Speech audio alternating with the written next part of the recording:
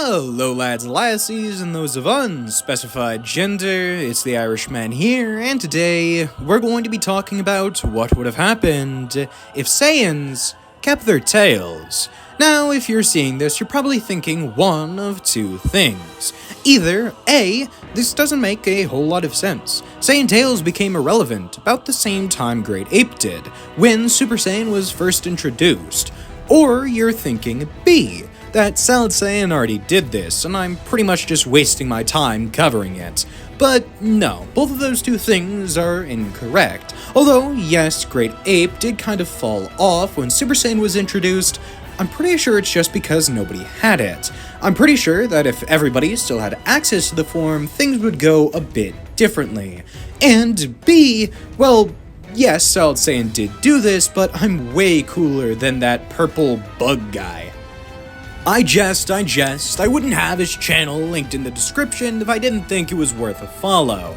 But with that out of the way, I have actually kept myself from watching his video on this topic for a couple of months. That way I can drown out what he said, and I'm not just copying him word for word. Now, I have seen his video, but like I said, I haven't watched it in a while, so I don't remember what his talking points were. I hope you all enjoy, and without further ado, let's get into the story of this What If. Goku is training atop Kami's lookout, and at one point during his training, the Elder Guardian would say that it'd probably be best to remove the Saiyan's tail, seeing as it's a weak point for him. It's been taken advantage of in the past, and even though most recently it hasn't been, it'd probably be best just to be safe and remove it. But Goku says not to. He's trained his tail not to be a liability in battle. In fact, it's pretty much just an extra limb. We saw this during the 22nd Tenkaichi Budokai when Goku was fighting against Krillin, and although the monk tried to grab Goku's tail, it did nothing because he had trained it not to do so. That way he wouldn't have this weak point on him. At this point, there's no drawback to having the tail on him. And if anything, it's actually a benefit, not only because it works as an extra limb, but also because during the fight against King Piccolo, during his final attack, we saw the visage of a Great Ape behind him, meaning at least in some capacity he's able to channel the power of a Great Ape in his base form using his tail. We never saw it after, and I wholeheartedly believe it's because his tail was removed, so Goku would reject the offer. And although it's never been directly stated in the series, Gohan did say that after losing his arm, his ki was cut in half. So I assume the same goes for any other limb you lose. Not cut in half necessarily, but taken away by a certain degree. So after losing Goku's tail, we'll say that his ki reserves and thereby power was decreased by 10%, and he here is 10% stronger.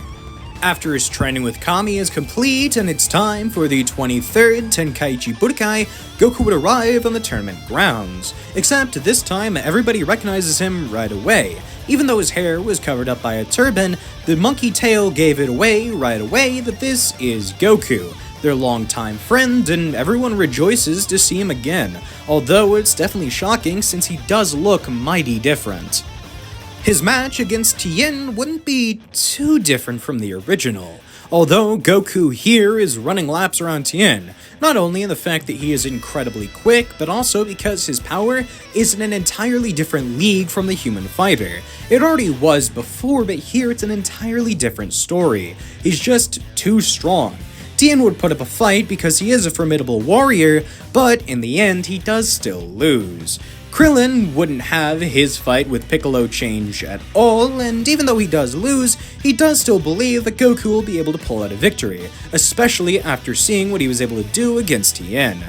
And Krillin's confidence in his friend was not misplaced, as when the Demon King faces off against the Monkey Boy, the fight goes in the latter's favor undeniably. His overwhelming strength is enough to overpower Piccolo to an undeniable degree, and eventually Piccolo would have to be landed on the ground unable to move, or at least that's what they thought. As when Goku lets down his guard, the Namekian launches a demon beam through his mouth straight through Goku's chest, which ends up nearly paralyzing the Saiyan, but he's still able to move, albeit barely. And when Piccolo launches his giant beam to finally kill Goku once and for all, the Saiyan would be able to narrowly avoid it, flying in the air and soaring down, landing a headbutt straight on Piccolo's chest. That's some payback. And with the Demon King knocked unconscious, Kami would rush over to Goku, giving him a Senzu Bean, before preparing to end his other half once and for all, but Goku tells him not to.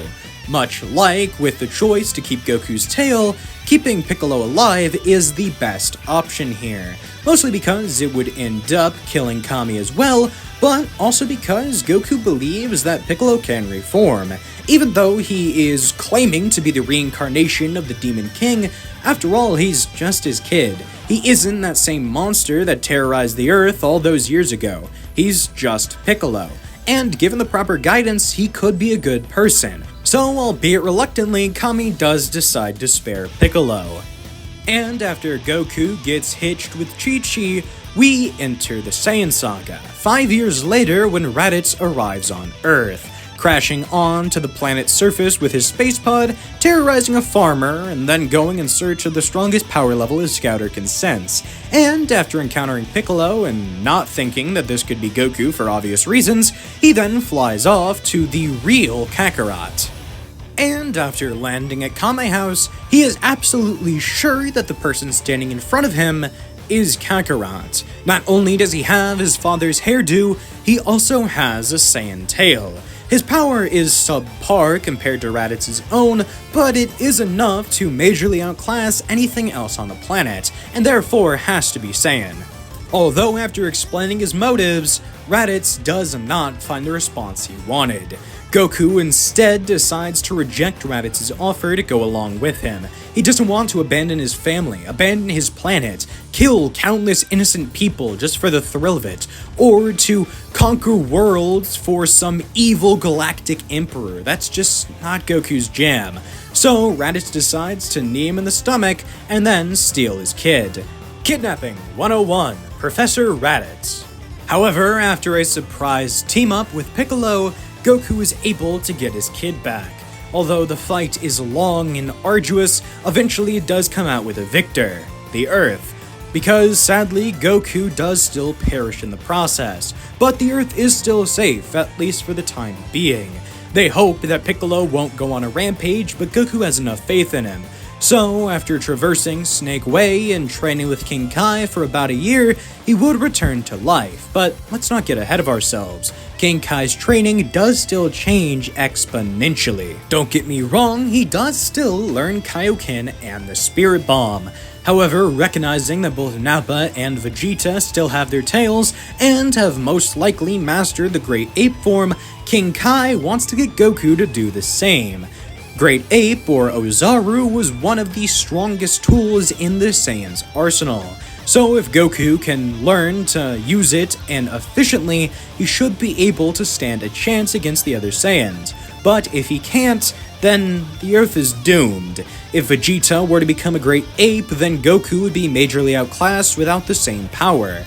And seeing as King Kai's planet not only doesn't have a moon, but is actually probably smaller than a Great Ape Goku, it'd probably be best to find other ways to channel that power. And it just so happens Goku briefly did that same thing against King Piccolo years ago. King Kai would look into this phenomenon and see that it's happened a couple of times before. Multiple Saiyan warriors in recorded history apparently having the ability to turn into a Great Ape while still maintaining their base form size, entering a form known as Ikari, although most of the time these people were seen as outcasts, mutants, people that were repulsive to the rest of their race. And even though this could have been the legendary Super Saiyan in some people's eyes, for the large majority it was a genetic defect. They weren't able to get the same hulking size and power that the Great Ape has, even though they technically were, just in a smaller shape. And although incredibly difficult, Goku would be able to do it one time during his training, relatively early on actually, because 10 times gravity was still new to him, and very difficult to use. So, being pushed farther and farther, Goku would access the Ikari form, now being able to walk in 10 times gravity as if it was the Earth's natural force. But it doesn't last long.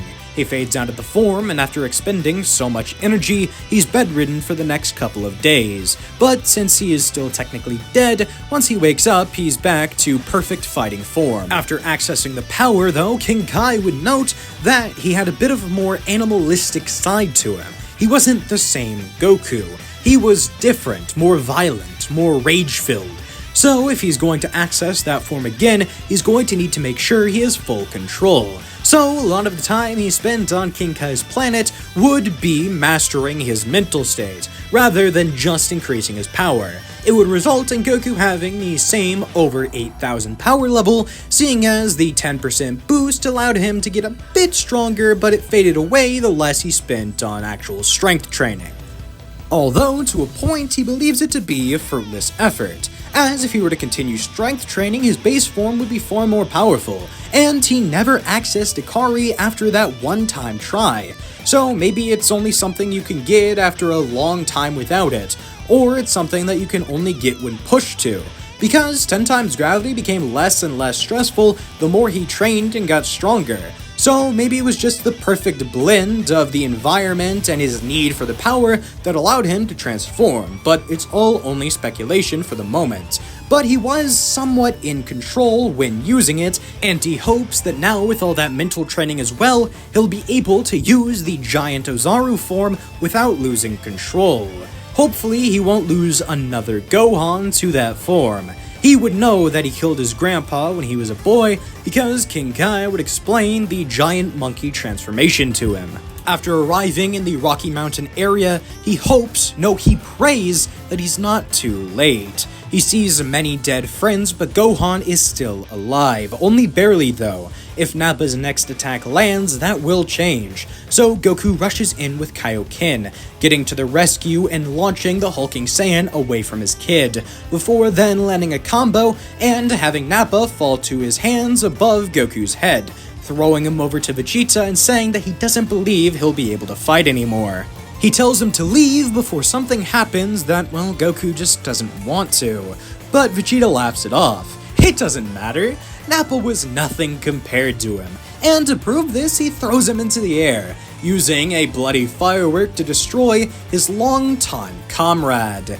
There, the third last full-blooded Saiyan, completely and utterly eviscerated. This shows to Goku not only that this guy is strong, but also that he is a cold-blooded monster, that not only has no regard for life, but also no regard for bonds. He's a psychopath. He's a horrible person that needs to be stopped lest the Earth get destroyed. The two would head to a less graveyard-like area, and Goku tells Gohan and Krillin to get out of here, giving them to Senzu beans and allowing them to recover, as well as hopefully not die. They leave, and Goku begins his fated battle with his soon-to-be eternal rival. He's able to use Kaioken to keep up for the first bit of the fight, but after Vegeta flies into the sky in a blinded rage, using what he proclaims to be an Earth-splitting Gallic gun, Goku has to stand firm. He is the last thing between the Earth and its destruction, right now quite literally, as he shouts out Kaioken before saying those fated words. Ka-me-ha-me-ha!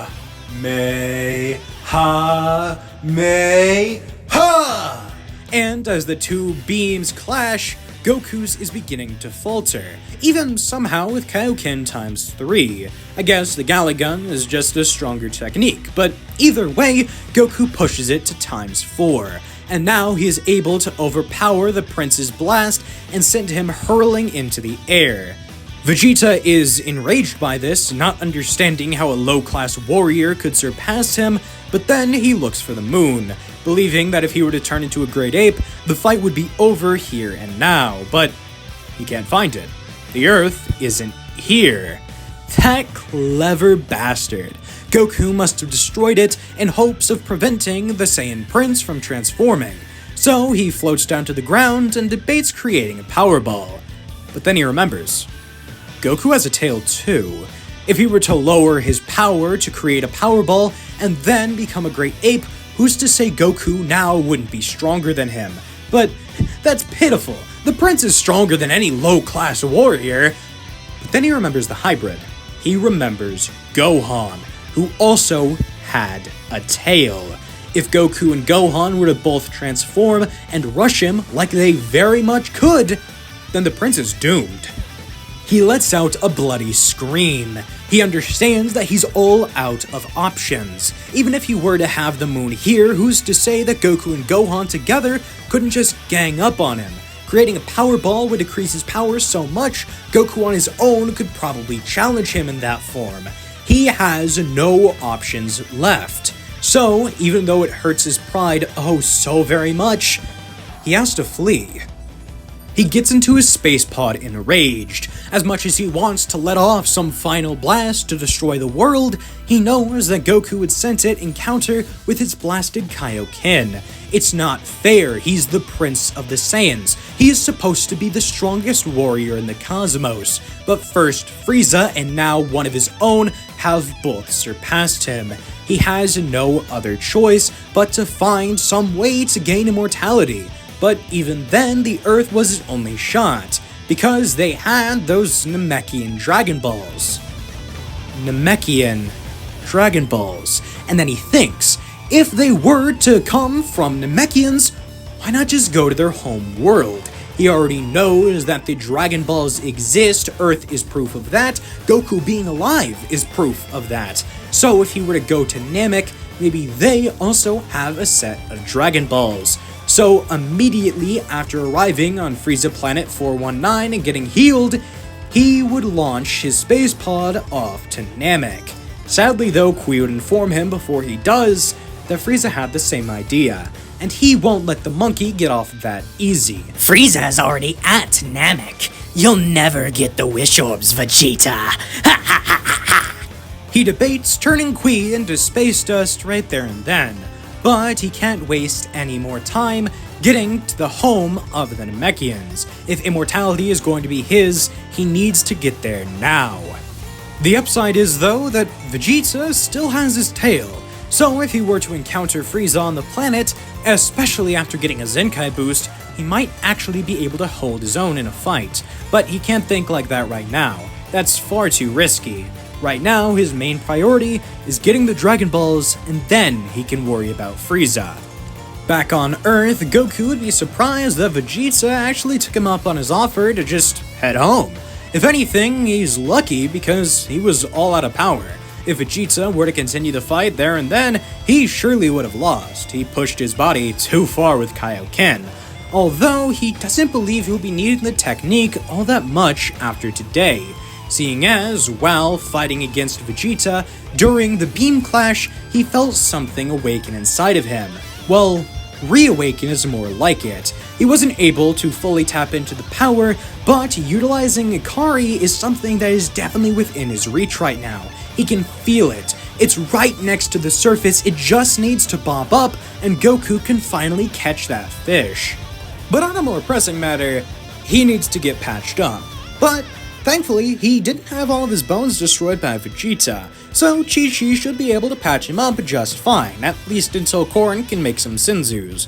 With some bandages around the spots where Goku's body was most harmed, he would be waiting to get a Senzu from Korin. Although, before he does still try and do some basic training, much to Chi-Chi's annoyance. First, he endangers their son, and then he tries to train while his body is in shambles. She still loves him, but her husband is an idiot. And after Goku does get that Senzu, the talk would begin about how to get to Namek, because Krillin would begin to remember what Nappa had said about Piccolo being a Namekian. If wherever Piccolo comes from is off-world, then maybe there are other people like him there. Other people like Kami who can make Dragon Balls, and then they can get their friends back. And with that as a pretty astute observation by the monk, Kami would tell them all, well, not Kami specifically, but Kami through Popo, would tell them all that yes, he is an off-world being. He is something called a Namekian, which Krillin was right to point out. And if they were to get to his home world, then yeah, they could definitely be able to wish back their friends. But it's going to be a long trip, which is why Popo would show them all Kami's ship, which Bulma and Dr. Briefs would begin repairing. And while they're doing that, Goku would be brainstorming ways to make his training more effective. Yes, he can just punch and kick the air a lot, and maybe even do that with some of his friends, but really he has other things in mind, mostly gravity training, seeing as King Kai's planet had a gravity 10 times that of Earth, and that's why Goku got so strong while training there. So, if the Briefs could find a way to make an amplified effect like King Kai's planet in some sort of a room for him to train in, that would be great. Don't know why I said that sarcastically, it genuinely would be awesome, and Goku would bring this sort of idea up to Bulma, although not in the same way that I phrased it, because I've actually heard about the gravity room. Goku would just have an idea like it, and after bringing it up to Bulma, she would decide to create something similar to the gravity room that we know about, and probably put it into the Namekian ship. That way, while they're all going to Namek, Goku can get strong enough to defend them. Remember that Krillin only knows about Namek because of Nappa, so the gang would know that Vegeta probably has an idea about Namek himself, and if he is there, they're going to need Goku in tip-top shape to fight him off again. And although it would take a while to implement the gravity chamber into the Namekian ship, while Bulma's doing that, Dr. Briefs would be repairing the ship and upgrading it, that way they can get to Namek as soon as possible. And when they do, it would be about the same time as Bulma, Gohan, and Krillin did in the original, seeing as the ship is faster even if they left a little later. Now, seeing as Goku did still need to wait on that Senzu to get to Namek at the same time Bulma and the rest of the gang did, it would take around 18-ish days, which is 3 times the amount of time Goku had to train in the original, meaning that they each get 3 times the boost Goku did. He got a 10 times boost. He went from 8,000 to 90,000, which means it's technically about an 11 times boost, but it could also be 9,000 to 90,000. The American dub did say it's over 9,000. The point is that Goku, instead of going to 90,000, would go to about 270,000. And after only arriving on Namek, that is a crazy power level. And with the gang now arriving on Namek, newly empowered, that is where we're going to be ending things for today. I hope you enjoyed watching it, as I certainly enjoyed making it, and if you could please like the video, subscribe to the page, and hit the notification bell, that way you're notified whenever I release any new videos. That would be very much appreciated. This is, always has been, and always will be the Irishman. Talk to you later. Bye.